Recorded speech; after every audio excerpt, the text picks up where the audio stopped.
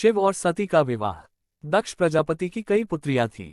सभी पुत्रियां गुणवती थीं। फिर भी दक्ष के मन में संतोष नहीं था। वे चाहते थे उनके घर में एक ऐसी पुत्री का जन्म हो जो सर्वशक्तिसंपन्न हो एवं सर्वविजयनी हो, जिसके कारण दक्ष एक ऐसी ही पुत्री के लिए तप करने लगे। तप करते करते अधिक दिन बीत गए तो भगवती आद्या ने प्रकट होकर कहा, मैं तुम्हारे तप से प्रसन्न हूँ। तुम किस कारण वश तप कर रहे हो? दक्ष ने तप करने का कारण बताया तो माँ बोली, मैं स्वयं पुत्री रूप में तुम्हारे यहाँ जन्म धारण करूंगी। मेरा नाम होगा सती। मैं सती के रूप में जन्म लेकर अपनी लीलाओं का विस्तार करूंगी। फलतः भगवती आद्या ने सती रूप में दक्ष के यहाँ जन्म लिया। सती दक्ष की सभी पुत्रियों में सबसे अलौकिक थी। सती ने बाल्य अवस्था में ही कई ऐसे अलौकिक आश्चर्यचलित करने वाले कार्य कर दिखाए थे, जिन्हें देखकर स्वयं दक्ष को भी विस्मयता होती रहती थी। जब सती विवाह योग्य हो गई तो दक्ष को उनके लिए वर की चिंता होने लगी। उन्होंने ब्रह्मा जी से इस विषय में परामर्श किया। ब्रह्मा जी ने कहा, सती आद्या का अवतार है। आद्या आदि शक्ति और शिव आदि पुरुष हैं। अतः सती के विवाह के लिए शिव ही योग्य और उचित वर है। दक्ष ने ब्रह्मा जी की बात मानकर सती का विवाह भगवान शिव के साथ कर दिया। सती कैलाश में जाकर भगवान शिव के साथ रहने लगी। भगवान शिव के दक्ष के दामाद थे, किंतु एक ऐसी घटना घटित हो गई जिसके कारण दक्ष के हृदय में भगवान शिव के प्रति बैर और विरोध भाव पैदा हो गया। एक बार देवलोक में ब्रह्मा ने धर्म के निरूपण के लिए एक सभा का आयोजन किया था। सभी बड़े बड़े देवता सभा में एकत्र हो गए थे। भगवान शिव भी इस सभा में बैठे थे। सभा मंडल में दक्ष का आगमन हुआ। दक्ष के आगमन पर सभी देवता उठकर खड़े हो गए, पर भगवान शिव खड़े नहीं हुए। उन्होंने दक्ष को प्रणाम भी नहीं किया। फलतः दक्ष ने अपमान का अनुभव किया। केवल यही नहीं, उनके हृदय में भगवान शिव के प्रति ईर्ष्या की आग जल उठी। वे उनसे बदला लेने के लिए समय और अवसर की प्रतीक्षा करने लगे।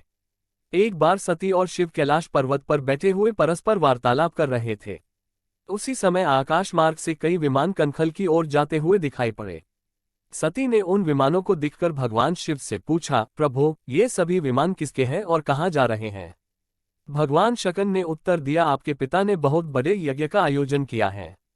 समस्त देवता और देवांगनाएं इन विमानों में बैठकर उसी यज्ञ में सम्मिलित होने के लिए जा रहे हैं। इस पर सती ने दूसरा प्रश्न किया, क्या मेरे पिता ने आपको यज्ञ में सम्मिलित होने के लिए नहीं बुलाया?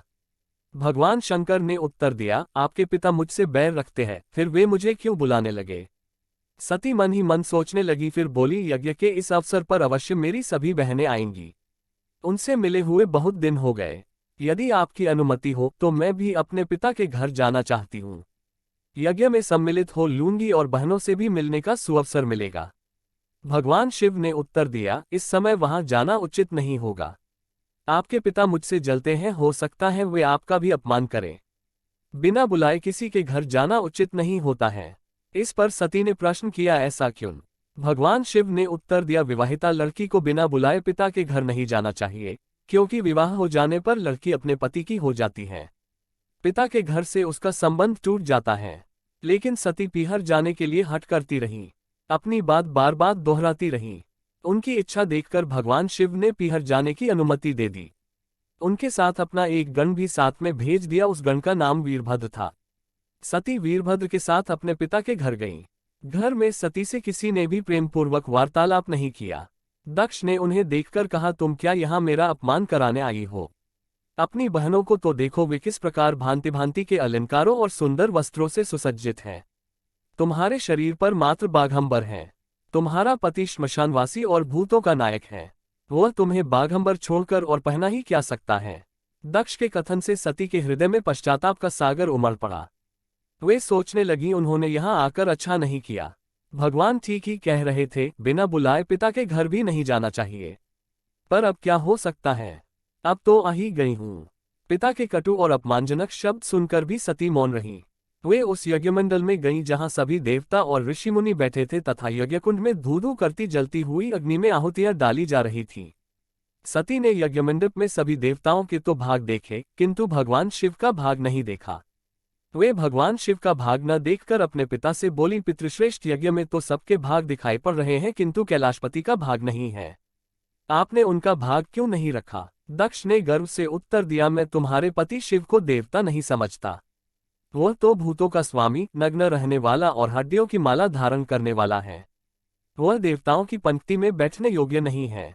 उसे कौन भाग देगा? सती के नेत्र लाल हो उठे, उनकी भौहें कुटिल हो गईं। उनका मुखमंडल प्रलय के सूर्य की भांति तेजोदीप्त हो उठा। उन्होंने पीड़ा से तिलमिलाते हुए कहा, ओह, मैं इन शब्दों को कैसे सुन रही हूं, मुझे धिक्कार है। देवताओं, तुम्हें भी धिक्कार है। तुम भी उन कैलाशपति के लिए इन शब्दों को कैसे सुन रहे हो, जो मंगल के प्रतीक हैं और जो क्षण मात्र में संपूर्ण सृष्टि को नष्ट करने की शक्ति रखते हैं। वे मेरे स्वामी हैं। नारी के लिए उसका पति ही स्वर्ग होता है। जो नारी अपने पति के लिए अपमानजनक शब्दों को सुनती है, उसे नरक में जाना पड़ता है। पृथ्वी सुनो, आकाश सुनो और देवताओं, तुम भी सुनो, मेरे पिता ने मेरे स्वामी का अपमान किया है। मैं अब एक क्षण भी जीवित रहना नहीं चाहती। सती अपने कथन को समाप्त करती हुई यज्ञ के कुंड में कूद पड़ी। जलती हुई आहुतियों के साथ उनका शरीर भी जलने लगा। यज्ञ मंडप में खलबली पैदा हो गई, हाहाकार मच गया। देवता उठकर खड़े हो गए। वीरभद्र क्रोध से कांप उठे। वे उछल कर यज्ञ का विध्वंस करने लगे। यज्ञ मंडप में भगदड़ मच गई। देवता और ऋषिमुनि भाग खड़े हुए।